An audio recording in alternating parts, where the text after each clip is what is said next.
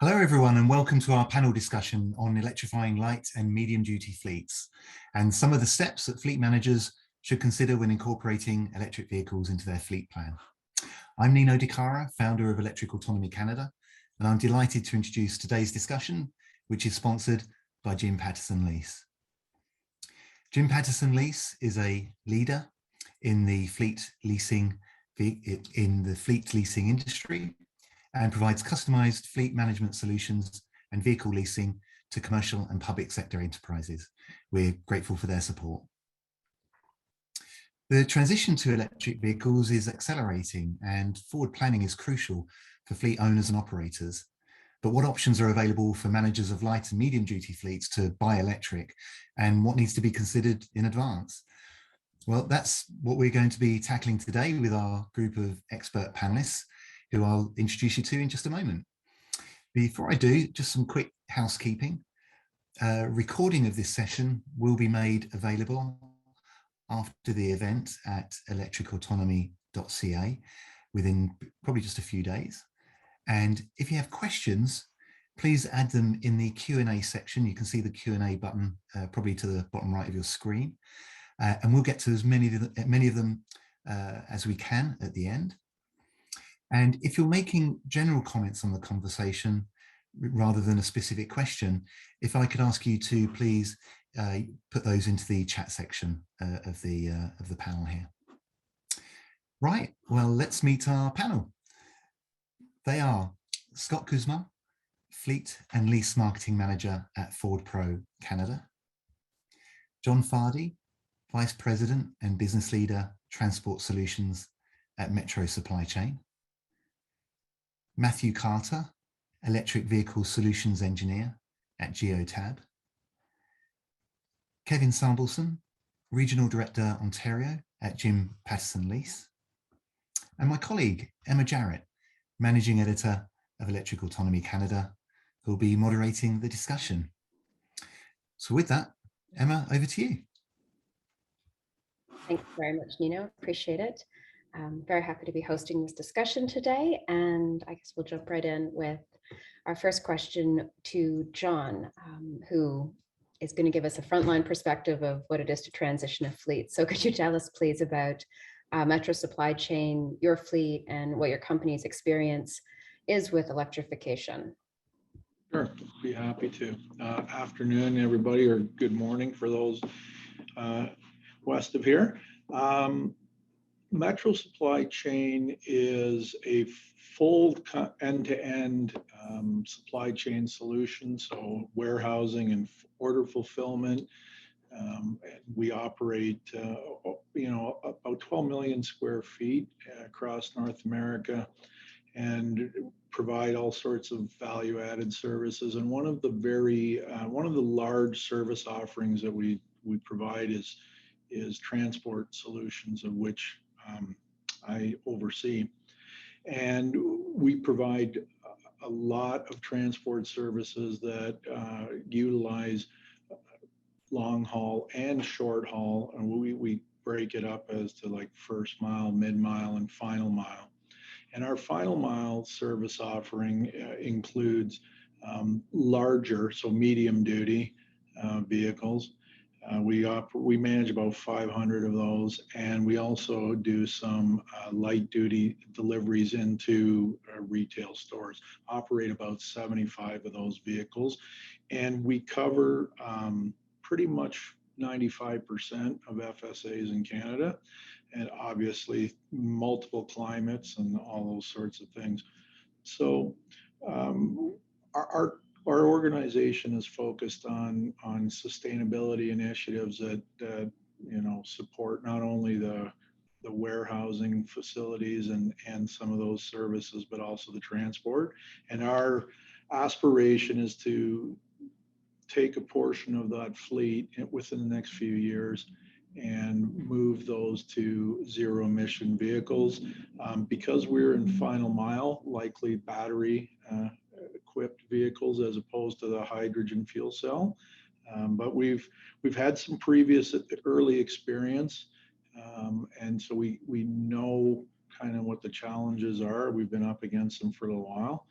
And but we are very firm believers that first adopters are going to be able to be leaders in the innovation and expertise, which will obviously give us some competitive advantage. So we're looking forward to continuing on the pioneering journey that we're on, and we partner with some of my peers here this afternoon as well.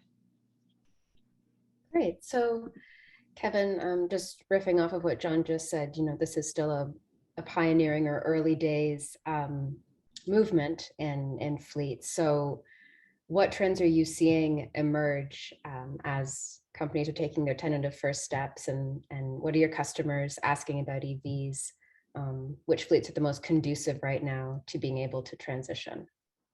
Sure. Thanks, Emma, very much. We're definitely having a lot of great conversations and discussions with our customers right now. I think they're growing exponentially, these conversations of, I think, a couple of years ago or even last year, where we were in terms of the number of conversations we're having. Today, everybody is wanting to talk about EVs. So, I think, one of the trends that we're seeing is really the type of fleets that we're having these discussions with. Initially, a few years ago, the interest in EVs was, from sales and executive type of fleets, and it really still is in a large way. But, companies with European parents or green mandates, or executives who are looking to put, EVs on the road for themselves, and those conversations were fairly easy to have. The vehicles were available. The charging infrastructure was really sorted out. Mostly it was done at home. But now, the conversations are really with vocational style fleets, and that's a huge part of our business. So there is a lot of interest around commercial EV models now that all of the domestic manufacturers at least, have vehicles that will be in the market imminently. So we're talking to companies that are delivering products, logistics businesses, final mile, like John at Metro, but also cities and municipalities, mechanical companies, and landscape businesses are really interested in EVs because, of course, of their green mandate in their business. They've already switched over in many cases to electric mowers, so they want to pull up to a company's office, towing them behind an electric pickup truck. So, another trend that I personally am seeing is that a lot of these commercial fleet operators are really well educated, and they're coming to us really well educated, like John, for instance, and his team at Metro. But really, regardless of how educated they are, when we start to peel the onion, there are a lot of questions. And right now, the options for light duty commercial vehicles in the market are limited to none, but they are coming really, really soon. And we'll hear a little bit more about that in a second. So since there's a lot of time, that's required in order to plan financially and operationally, we're really focusing in on a couple of key questions with our customers. So when these vehicles arrive, what are they going to cost, and how will that play into the total cost of ownership is one. And then we're spending a lot of time on the operational feasibility questions. What EV vehicles will be available and when? What's their fit for purpose? How will they operate in the fleet environment? I mean, these are going to be vehicles, commercial vehicles with payload requirements. They're often upfitted in the commercial space. That's going to have an impact on payload and range. And then what parts of your fleet can you realistically target for conversion to EV, which is going to require a deep dive on the needs assessment, the charging infrastructure. There's just a million questions. So how do we impact that overall process? And, really, there's just lots of great dialogue going on right now, and it's very, very exciting to be in this business. Great, thank you. And Scott, you got a nice little teaser there from out what Ford has up its sleeves. So let's bring in the OEM perspective. Obviously the transition is something that you're seeing at Ford, in that there's a lot of excitement, but not all options for vehicles right now work for everyone. So can you explain Ford's approach to helping your fleet clients electrify? Yes, for sure. Thanks, Emma. Yeah, as Kevin said, there's a ton of excitement in our industry right now around EV vehicles from a Ford perspective, and we're hearing it from the other OEs, or most of them anyways. When we announced about 5 years ago, almost a $30 billion investment to electrify our fleet, people kind of shook their head and said, what's going on? But that's how quickly things have changed. In the last 5 years, we've launched our Mach-E, we have our E-Transit, we have our Lightning coming next year. It's really created some excitement and buzz in the commercial space, because as from an EV perspective, the E-Transit was specifically designed for commercial use, and it's one of the first that's coming to market. That's the research has been done, the range has been set based on extensive research to suit the needs of that courier type company. So we really spent a lot of time because of this excitement, kind of bringing the vehicles to market that will suit these needs. But it is not for everyone. When you do, like Kevin said, peel back the onion, because of this excitement, it drives a lot of volume and traffic to both our Ford dealers and our partners to talk about these vehicles. But when you see when you apply it to the real world, you add these upfits that Kevin was talking about. You talk about what the vehicle's used on an everyday basis. It may not work for everyone. Like I said, the E-Transit example with the range we put in, it's based on someone who drives a predictable route every day, is that has enough time that will have at least 7 hours of downtime, so you can have that charging. Because obviously you want to maintain your uptime. If it has to sit and charge in the prime working hours, you're taking away that uptime and the opportunity for the vehicle to earn profit for those companies. So it's really important that when customers, like Kevin said, are coming in and you're talking, or fleets are thinking about getting into this space, that you think about everything, not just the vehicle, because all of our fleet customers are used to buying vehicles, but now they have to think about, when is it going to be down? Where am I going to charge it? What kind of range do I need? What is it going to be towing? All that stuff has to come into play, more so than it does with an ICE vehicle, because these EVs, although they're great, they do have some limitations to them in terms of range. We've done our best to adapt to where we see the most needs are possible, but there still needs to have that discussion around charging, around capabilities with the customers, because it is not going to suit everyone's need, and that's what's important. You try to develop the vehicles to everyone's needs, but at the end, that's not possible yet with the technology we're dealing with. Thanks. So, Matt, my takeaway from Scott's answer was basically every customer is its own case study, and what's needed is data. So could you speak to the need for suitability assessments, and can you share what Geotab does in this regard, and what's involved even in an EV suitability assessment? Yeah, for sure. Thanks. And what we're hearing and what we're learning from fleets is, kind of exactly what Scott said, that performing a sustainability assessment is a crucial part of the electrification journey.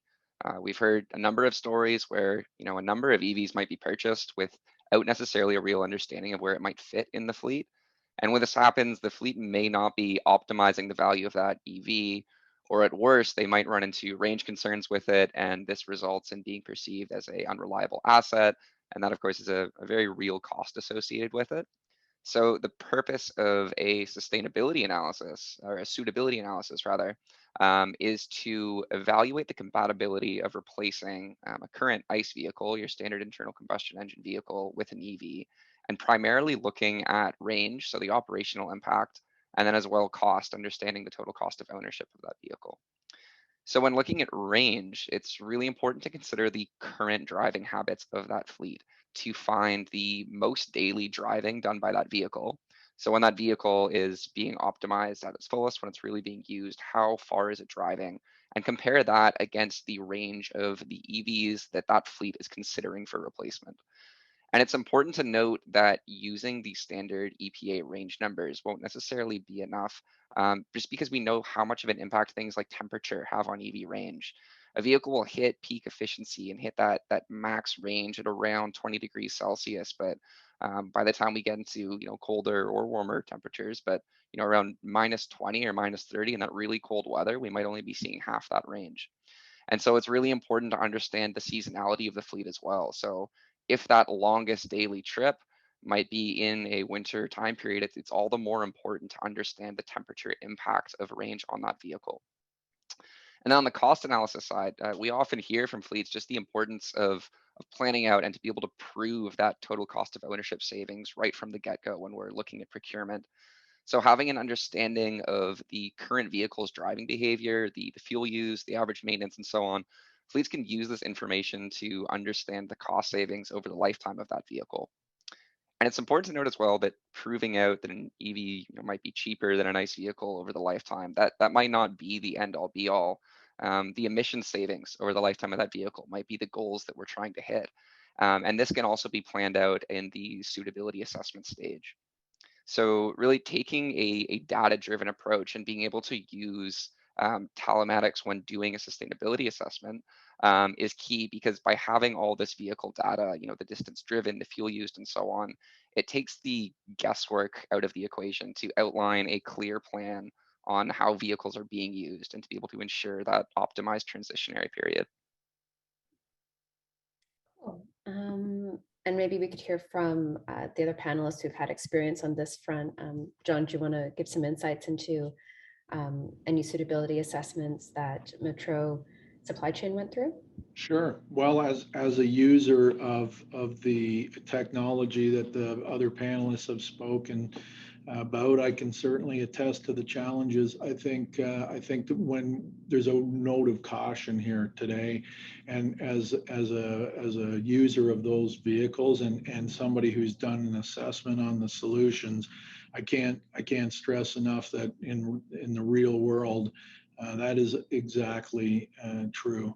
The technology in batteries is pretty immature. And in transport, it's really about productivity and efficiency in vehicles. It's a small margin business. And you've got to get maximum productivity out of vehicles. The challenges that we face with zero emission vehicles are pretty substantial, and it's not just the total cost of ownership, cost benefit analysis. Obviously, there's a belief, and it's been proved out, that longer term your operating costs are lower, but certainly right now with there's not a lot of innovative financing out there for ZEV. There just isn't. And because it's brand new technology, gentlemen like Kevin are reluctant to be too aggressive on residual values. And so there's a lot of uncertainty around whether those vehicles, what do they bring? It's really challenging. And obviously the charging infrastructure is probably one of the biggest challenges in this climate. You cannot operate a ZEV anywhere nearly as efficiently as you can an ICE vehicle right now, and probably several years away from that. Having said that, if you're going to embrace the concept of carbon-free transport, which obviously we are, you need to do that assessment. We hired actually a consulting firm that has a lot of experience in a few things: best practices with deploying technology, and really helping us navigate a policy. There's no real policy program that's comprehensive across the country. So British Columbia has some grants and subsidies, Quebec does, and we took advantage of that, and that's where we're going to deploy our second generation, I guess, of the medium duty. So I think it really starts with arming yourself with some expert knowledge. We certainly evaluated multiple financial models. At the end of the day, we had to be creative with how we were going to fund these vehicles. We know there's a degradation in efficiency, and there's a high initial cost. So we did that. We selected, actually, as Kevin said, there's not a lot of choices in manufacturer right now either.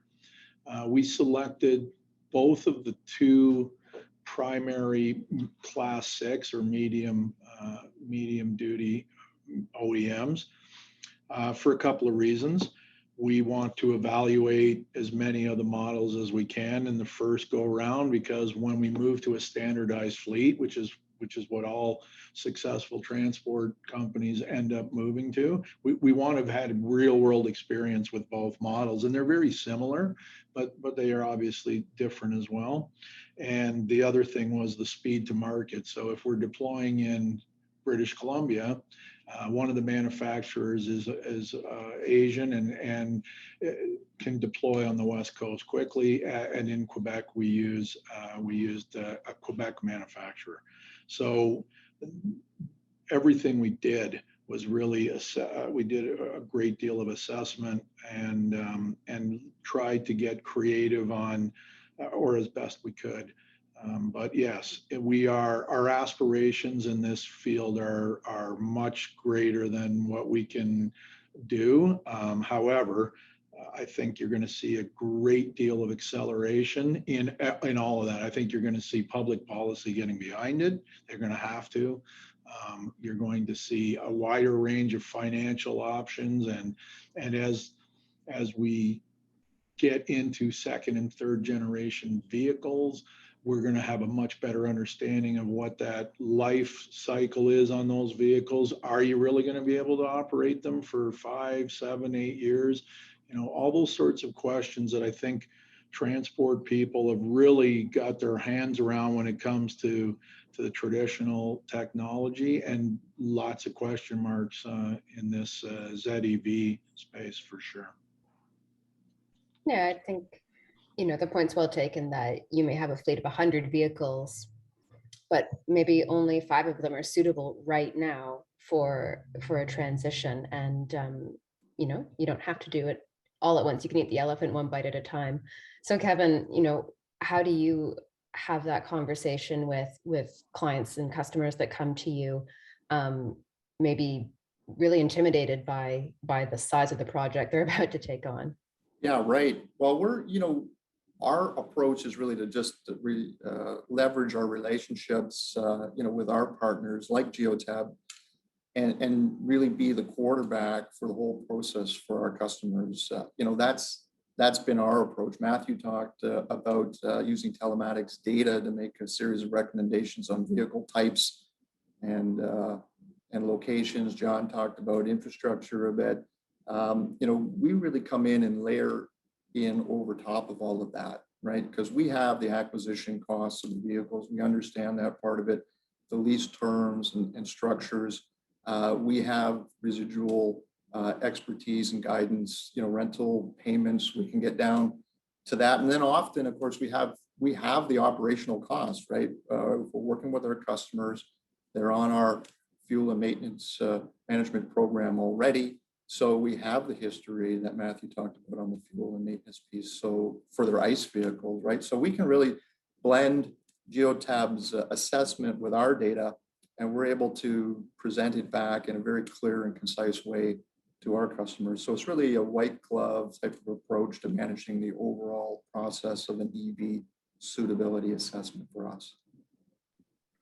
Great. So, we've established that Fleet X has some vehicles that can transition. They're moving ahead with this plan. Now, how do we fuel them? I know that we talked about charging earlier and how that is a really complicated element of this process. So, Scott, how does Ford support its customers to help get them powered up with EV charging?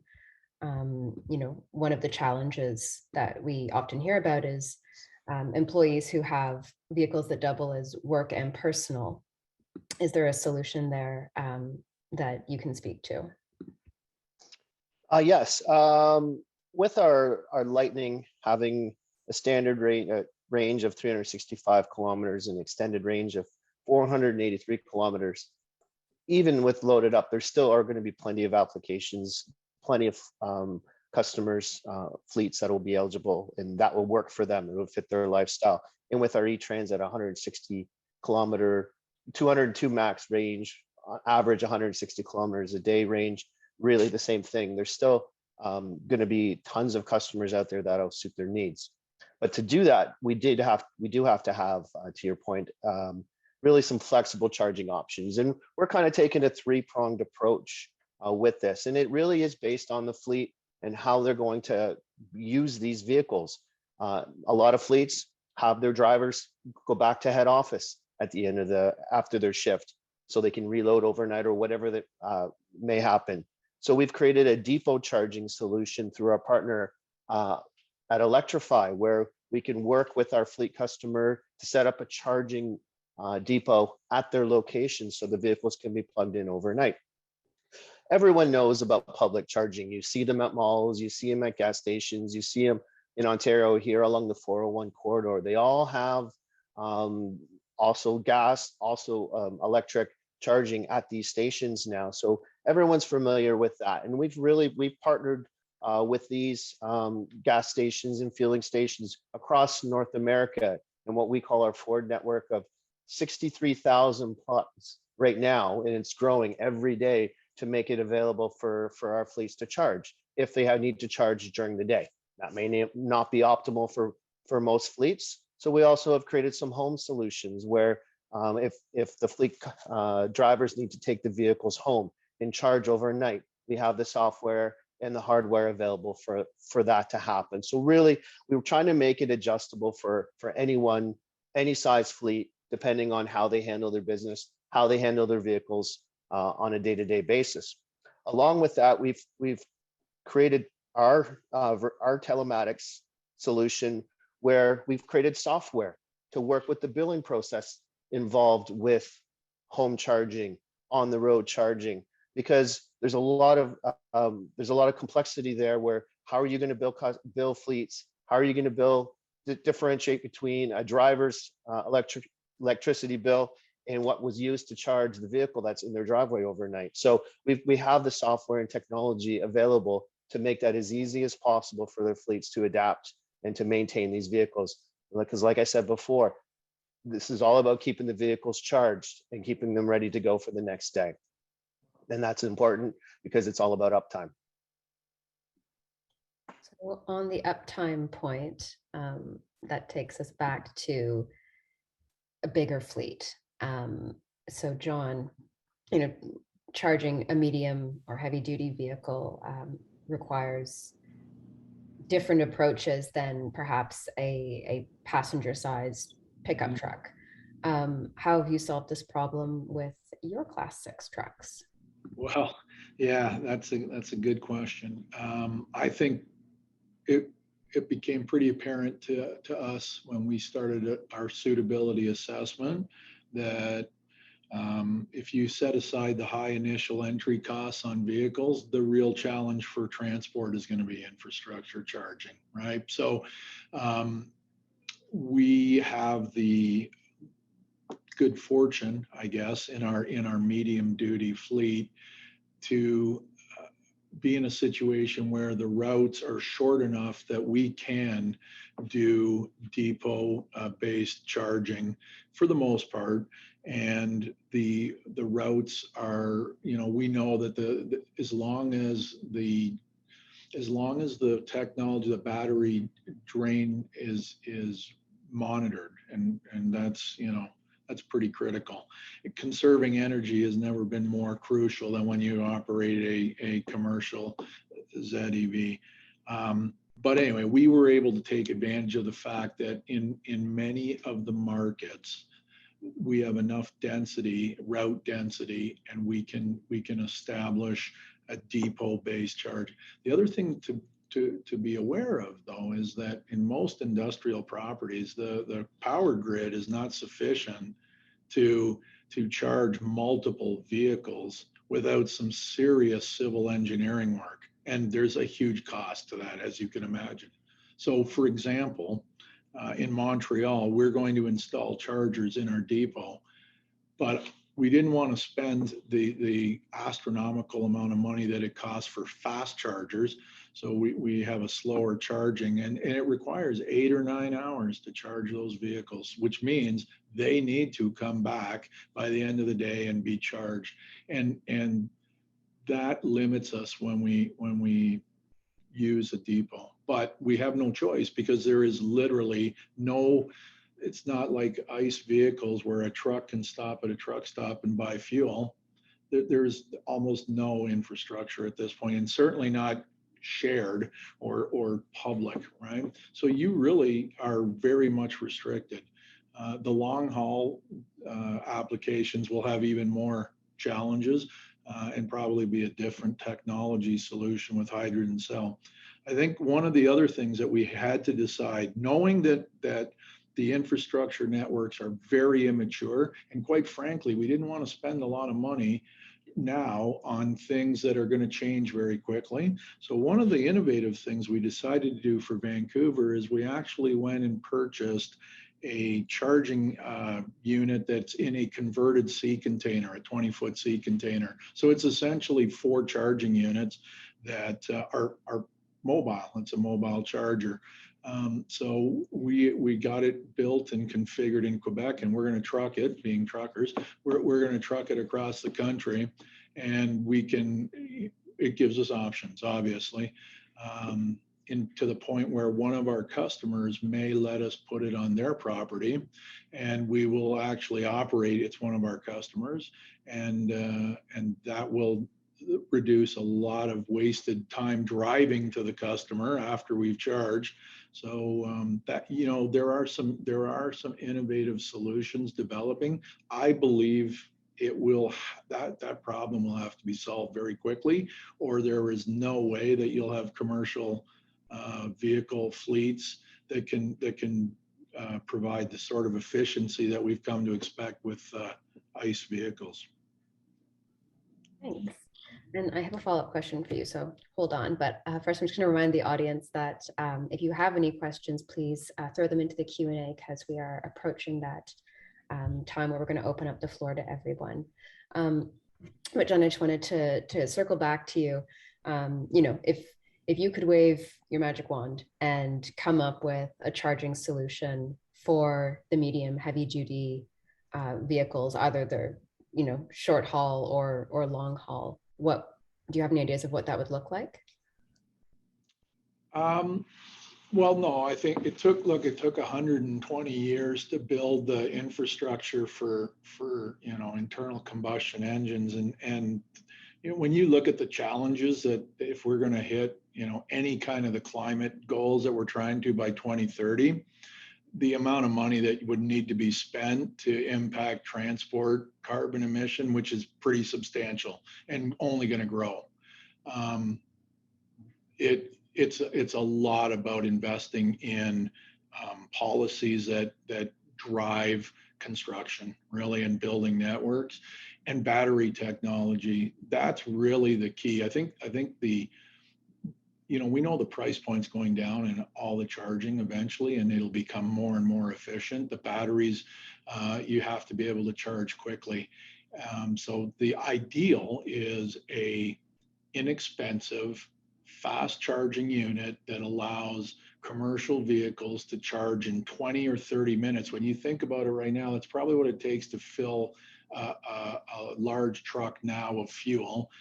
Anything longer than that is, as somebody said, it's just downtime. It's just so yeah, there is a big challenge there, and I think partnerships, collaboration with public space, maybe at bus terminals, maybe trucks can start to use some of those, because when I look at the scarcity of that, there is no easy, I can't wave a wand. It's a pretty big challenge, and can't stress, and I think it's been raised, in this climate, the degradation of battery life is substantial. We saw that. Winter is going to wreak havoc with utilization.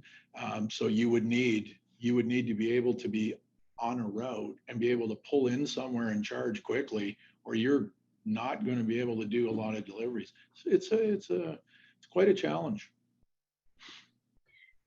So, John, you talked a lot about cost associated with all of this, which circles me back to maybe the favorite person on this panel, Matt, because he's someone who is helping fleets transitioning to save money on the charging side with Geotab's software. So Matt, maybe you could speak to that whole process. Geotab's working with utilities to ensure that fleets are charging at the lowest rate period.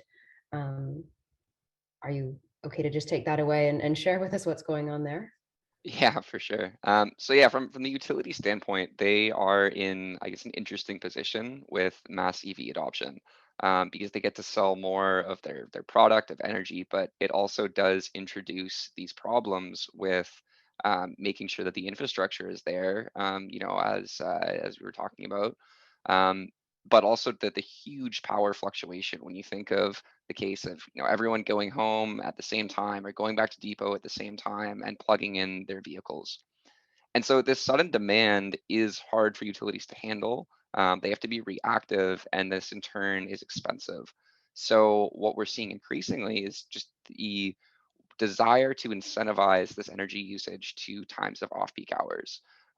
So a lot of the time we're seeing this in time of use rates from utilities, where they're trying to incentivize these off-peak energy times by dropping the energy prices during these windows. And so this can present a really interesting opportunity as fleet manager to lower the cost of fueling EVs, if you're cognizant of the energy cost ruling in your territory. Now, depot managers might just be concerned about the facility level demand. And the end goal is just to ensure that power is staying below this demand level. So this would also present a challenge when vehicles are getting back to depot and may all be plugging in at once. And this is an area, again, where telematics and having vehicle side data can assist by integrating with charging equipment manufacturers to enable dynamic smart charging. So by having vehicle side data of the current state of charge of the vehicle and knowing the required range for the next day for that vehicle, this is information that the charging equipment does not have without access with this integration. But by adding this, fleets are able to use these smart charge systems to prioritize and distribute charging to ensure that vehicles will have enough energy for operation, while also ensuring that the concurrent demand stays below that facility level demand. And this is really interesting too, because it presents the opportunity to still have driver behavior the same way. Everyone goes home, or everyone at the depot plugs in, and the current facility demand is still able to keep up with that because the changes we're making are on the software side. We're not charging everything all at once. We're distributing the load, but still making sure that we're going to hit our operational targets for the next day. So these systems keep costs down when energy cost is based on that peak demand at a facility level. And it can really help in further lowering the total cost of ownership of the EVs in a fleet. Super, thank you. So Kevin, moving back to you, could you expand on some of the broader financial considerations that differentiate EVs from gas vehicles that operators should consider when they're contemplating a transition? Yeah, sure, Emma. So I think fleet customers certainly can expect to save money on the operating costs, fuel, maintenance, repairs. We've talked about that. Obviously, electricity is cheaper than gasoline. EVs have somewhere in the neighborhood of 80% fewer mechanical moving parts than their ICE counterparts. So, less is going to go wrong. But, those lower operating costs, of course, balanced off against the higher initial costs of the vehicle compared with their traditional ICE vehicle counterparts, significantly higher in a lot of cases, even after the government rebates and incentives have been applied. And those government incentives vary, by province, and they vary by vehicle class. And John mentioned that he's doing this with Metro. They're really identifying the geographic regions where transitioning to EV makes the most financial sense, right? British Columbia, Quebec, as opposed to the Ontario market where there are no provincial incentives. He also mentioned, and pick up on this piece of it, I think the busiest people in our office on this file in the next little while are going to be the risk management and the remarketing people, right? Understanding those life cycles and the residual values of these vehicles.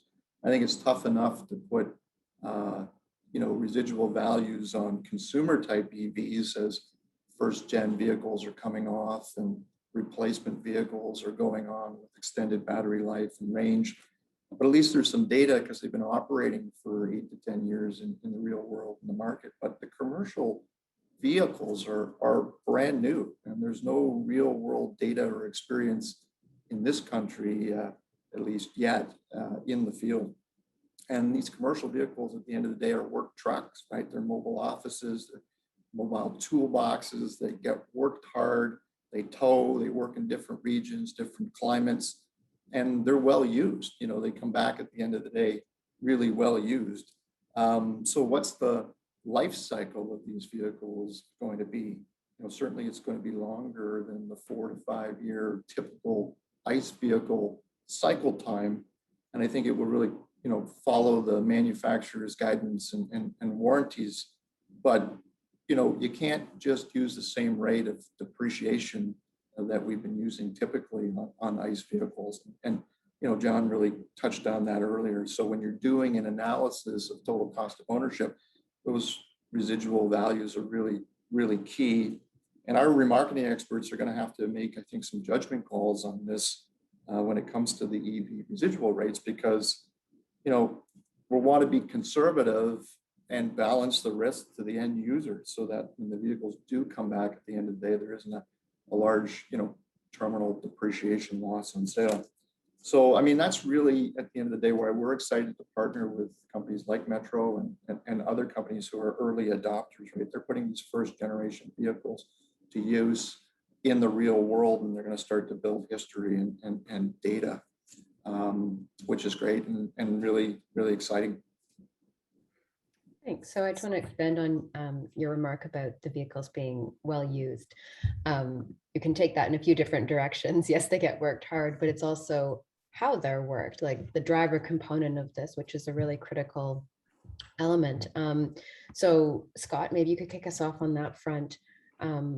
You know, do you have any thoughts on where you see the education needs for drivers? Yeah, there's a couple different ways where getting into an EV vehicle is much different than driving a nice vehicle, and there's things you can do to mitigate the charge loss that you're going to see driving the vehicle. It's no secret, it's been talked about a couple times.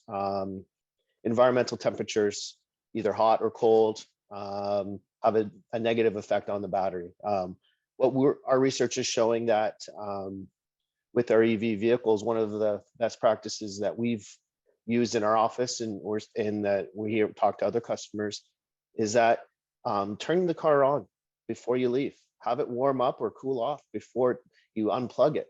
So that's a huge drain if you do that. If you start an EV vehicle from cold or hot, to either cool it down or heat it up. So turn it on before leaving your house or the depot so that it's ready to go. So you're not going to have that drain. You will have turned it on when it's plugged in. So it's going to take all that energy from the grid as opposed to the battery. Driver behavior is a huge thing with EVs. Aggressive driving, learning how to brake. Like in all of our EV vehicles, we have what's called a brake coach, which will teach you how to return that energy using the regenerative braking system back to the battery as you're braking, either as you're slowing down at a stoplight or a stop sign. So learning how to learn with the vehicle, learn to drive so you minimize your drain on the battery. All those things can have a positive effect on your range. Also planning your route ahead of time. Go stop to stop as opposed to traversing across a geographical location you may be trying to hit during a day. Planning ahead of time does also improves your range because you're not wasting kilometers going from point A to point C when you could have gone to B first and then C. So all these things, learning how to work with the vehicle, learning how to use available telematics systems with your vehicle, so you can see where you're the night before if it's charging properly. That's all important. So make sure you have your positive start to the day where you're fully charged. All of the telematics software, whether it's from us, whether it's from Geotab or whoever, will have a smart a charging capability. Will show you if the vehicle's charging properly and will be charged before the time before you're going to leave the next day. I think Matthew talked about charging at proper times and when low peak times to help minimize mitigate the risk, not the risk, the cost of charging. All that's important in learning to work with your vehicle and to have it adjust to your environment. So it's all important. It is a big learning curve, but once you figure it out, you really do get the most out of these vehicles as you're driving them on your day-to-day business. Thanks. You actually kind of bounced into our audience questions and answered a few that people were wondering about. So I'll just segue us into that portion of this session. So first, to everybody, looking at barriers to fleet transitioning, we've covered off a whole bunch in our previous chat just now, but we didn't touch on the skills side of it, vehicle maintenance and the fact that we're in a skills deficit right now. So to the group, and maybe John, you can kick us off right away. How is the lack of maintenance shops and skills at this front influence? Sorry, how is the lack of maintenance shops and skills an influence on customers to electrify their fleets or not? It is definitely, it's a huge obstacle, I would say. Kevin's right. There's a lot less moving parts, and maintenance is typically quite a bit lower. But in the commercial space, there's not a lot of expertise yet. The manufacturers provide a maintenance plan. We are partnered with Kevin at Jim Pattison, and we're going to rely on them. And obviously, we have some in-house knowledge that will help us. Our experience is that if the operator of the vehicle, like for any vehicle, is skilled and conscientious, then the maintenance piece is manageable. But just like the infrastructure and lack of it, there is not a network of maintenance facilities for certainly medium duty vehicles yet. And so hopefully the manufacturers who do provide some maintenance are going to be able to keep up with the demand that is undoubtedly going to occur. But I would say it's a very big concern for us. We know in the past we had to idle a few of those vehicles because we could not get timely maintenance done and parts back in time. So yeah, it's a concern for sure. I'll jump in here from a Ford perspective. We require for our dealers to work on EV vehicles to be EV certified. As of last count, of our 425 dealers, I believe 395 of them are EV certified. And that means they're able to work on all of our EV vehicles, including e-Transit and soon to be the F-150 Lightning. So we have addressed that concern because that is a big concern of our fleet customers. We've heard it before we brought these to market. We heard that when we had launched our hybrid vehicles back in 2005, 2006, because we had nowhere near the amount of EV dealers that we do now. So it was a concern, but we've done our best to address it with our dealers, and they're full. They're all in. Because like I said, 395 of 425 is pretty good, and it's fully covered across the country in terms of EV certified to work on the vehicle. So the service will be less, like I think everyone's talked about, but there still will be things that go wrong, and we'll be there to fix it if needed. Thanks. Kevin, did you want to jump into any thoughts? Yeah, just maybe pick up on what Scott said, and in the sense that, our fleet department, first of all, we're partnered with the domestic manufacturers on our fleet card program. And so, there is a network there that Scott has just spoken about, but our fleet department is always adding and looking to add additional vendors to the network, whether they be independent vendors or whether they be large national vendors. So, that network is coming online for sure and growing over a period of time. But it will take a while to certainly grow and expand. But we are all over that part of it for our customer base for sure as a part of our fleet card program. Thanks. And Matt, feel free to add thoughts about how you feel skills training needs to be a part of this conversation. But if that's not the focus of what you're working on, maybe you could take us down the line of questioning from the audience. It has to do with evaluating power options and what's available and how you figure out what you need, where, and when. Yeah, I can definitely comment on that. I think that where perhaps like telematics specifically might be able to add a role in this and be able to understand what power and charging options might be required. One thing that's really important is to understand what the current behavior is of your fleet. So to be able to understand what the dwell time looks like. If we're looking to minimize the operational change as much as possible, to be able to look and say, I know that X amount of vehicles are staying at the depot for 7 hours. And then you can use this 7-hour benchmark as an example to then look at, say, how much energy do I need to add in this amount of time? And then that starts to inform on the power requirements that would be required for that depot.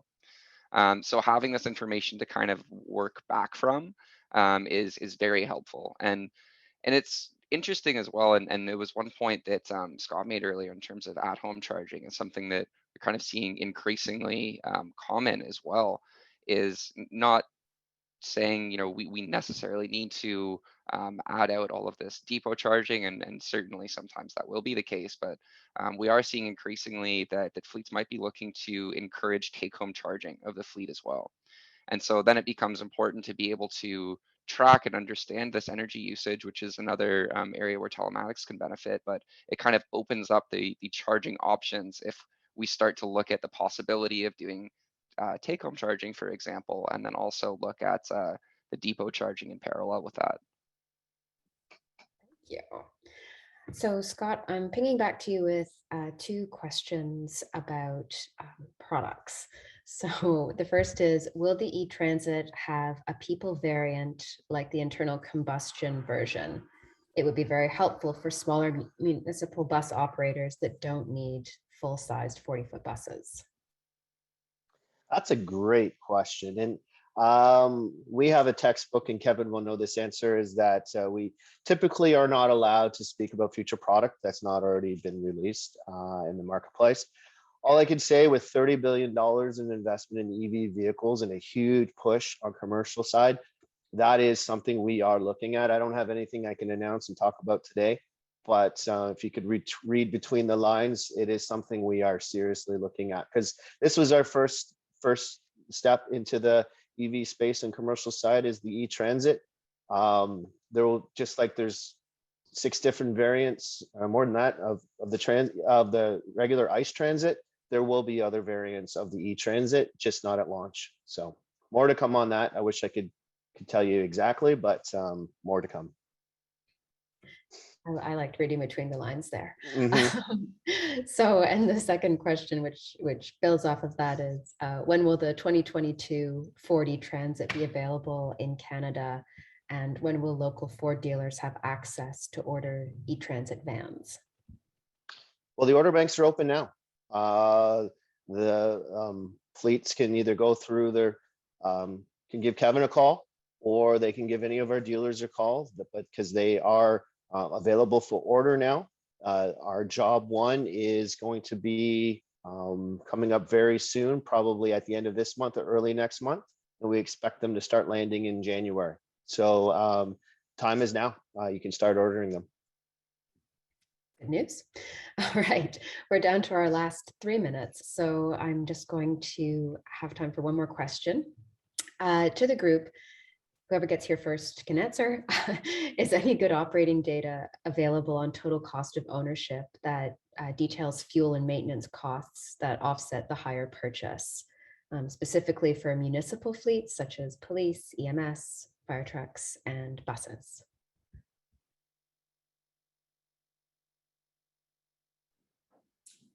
I don't know. I was looking for you, Matthew, on that one. You've probably got all the details, but no, I think certainly we're exploring this, as I said earlier, layering our data over top of what we're finding from Geotab. So I think it's a part of this whole deep dive analysis that would require some more deeper conversation to start with, but certainly that's the type of stuff that we're exploring, and those are exactly the types of conversations that we're having these days with customers, taking a look at their current ICE vehicles and the usage patterns on them, fuel and maintenance, operating costs, and exploring available options on the battery electric vehicle side. And then sort of merging that data with telematics data. So if you can get the telematics devices into the vehicles and start charting out, driving habits, usage habits, then we can start to, piece all of that together. That would be my initial thought on it. Yeah, we actually just put out a week or two ago, there was an interesting case study that came out. Because a lot of the time, understanding the total cost of ownership for your vehicles is going to be very specific to your fleet, understanding your driver behavior. And even though we kind of go through the similar methodology as I spoke to a little bit about earlier, the results of that would look very different with your fleet. But that being said, the case study that we did one with Enterprise Fleet Management recently, was an interesting case study just to understand at a high level what it looks like to actually be running like a suitability analysis on a large group of vehicles, see the methodology in place, and to kind of understand that total cost of ownership a little bit better. Thank you so much. We are going to have to pause.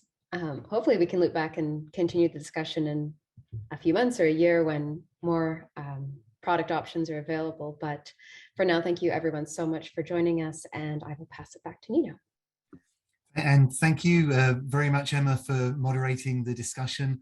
And a big thanks to Kevin, Scott, Matthew, and John for the great discussion today and the real world insights and really practical advice that you've given today. A big thank you once again to Jim Pattison Lease for sponsoring this discussion, who have really helped make this possible.